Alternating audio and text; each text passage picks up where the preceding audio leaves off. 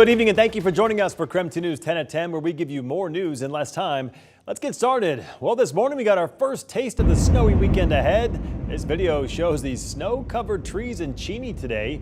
A winter weather advisory will go into effect in just a few hours as we prepare for heavier snow overnight and more into Saturday.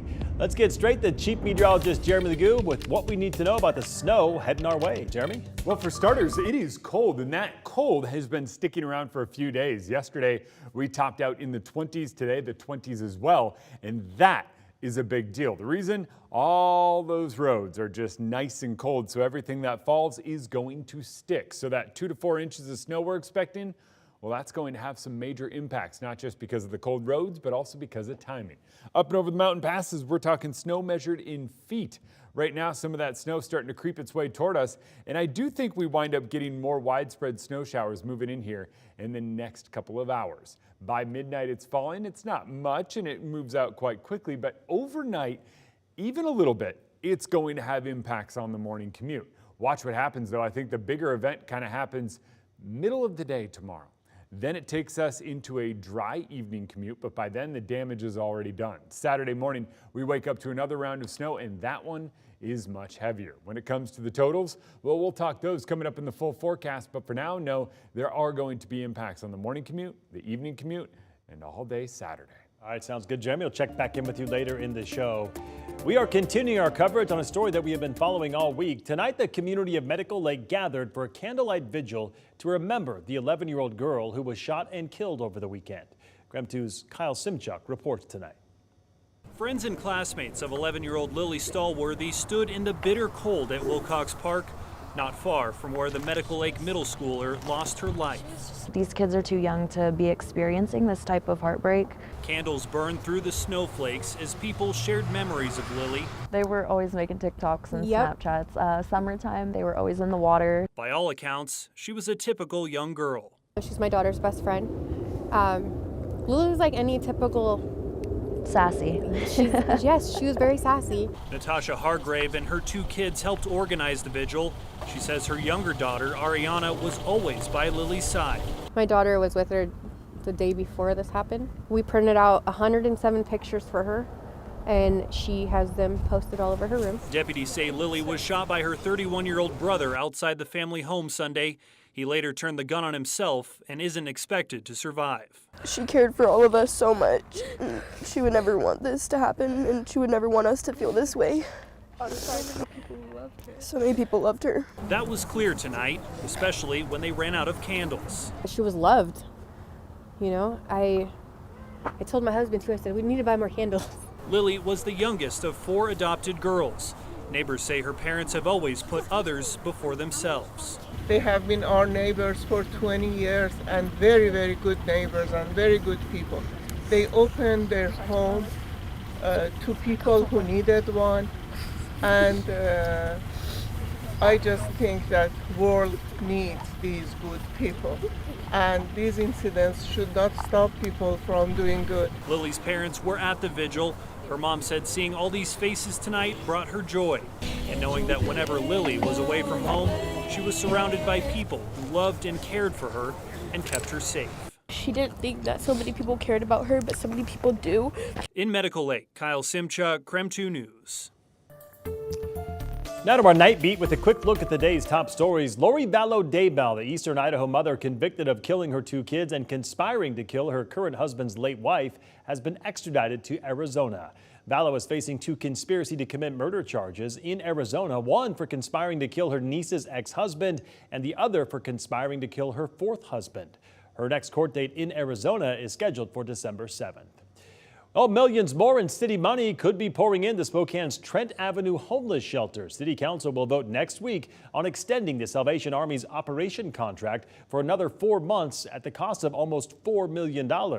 But City Council members express frustration that the city is being asked for more money after the Salvation Army, which runs the shelter, went over budget again. And the request to fund track through April doesn't leave them with many options. This is the only choice we have. The amount of money that's being requested is more than really we can truly afford. Director of Community Housing and Human Services confirmed if council does not approve the 4-month contract extension, the shelter will close on January 1st, right in the peak of Spokane's coldest weather months. The contract with the Salvation Army is over on December 31st.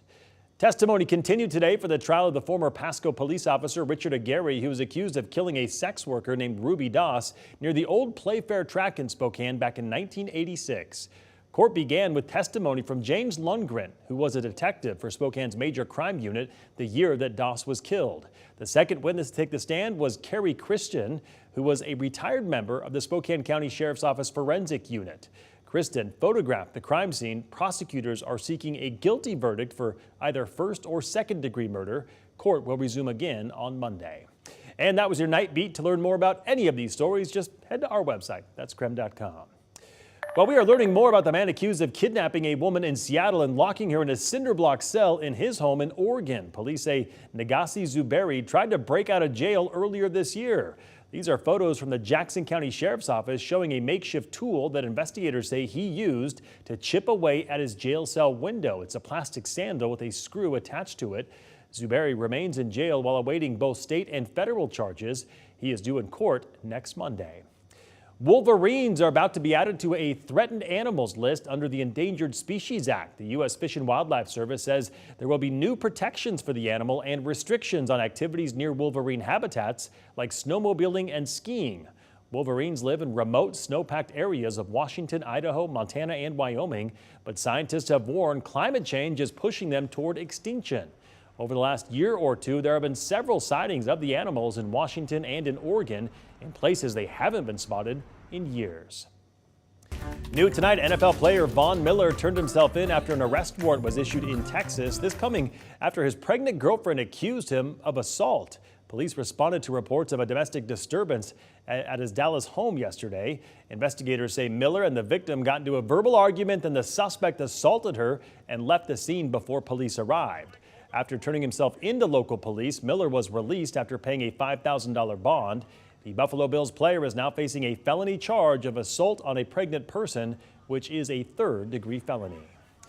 Well, tonight we have more information on that deadly crash off the coast of Japan involving a U.S. Air Force Osprey aircraft. We now know the airmen were on a training mission at the time. Japanese officials suspended all flights of its own Osprey aircraft and asked the U.S. military to ground all Ospreys operating in Japan, except for the ones searching for the crash victims.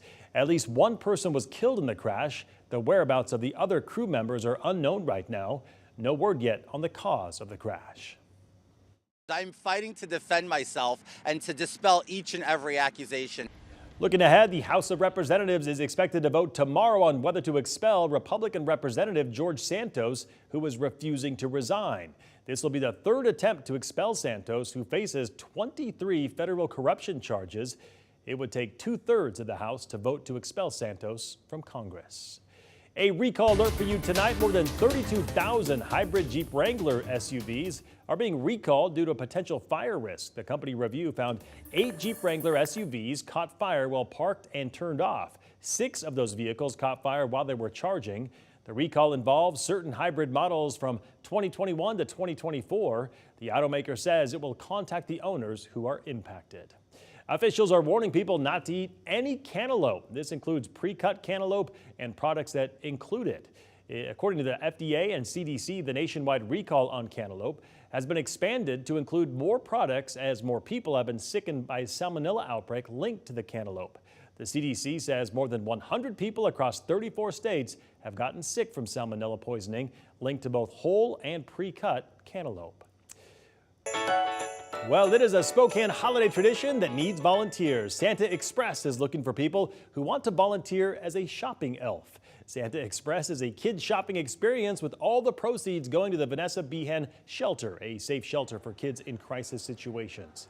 The Santa Express store is at the Spokane Valley Mall this year, and it provides shopping elves to help the kids make their choices. You can sign up at santaexpress.org. That's right there at the bottom of your screen.